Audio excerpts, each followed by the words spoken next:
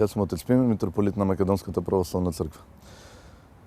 Кога зборуваме за говорот на омраза, секако не можеме да најдеме во себе никакво оправдание за да го користиме, но страстите кои владеат во нас како луѓе знаат да не доведат до таму, да не се почитуваме еден со други и да не се познаваме и да одбиваме да се запознаеме.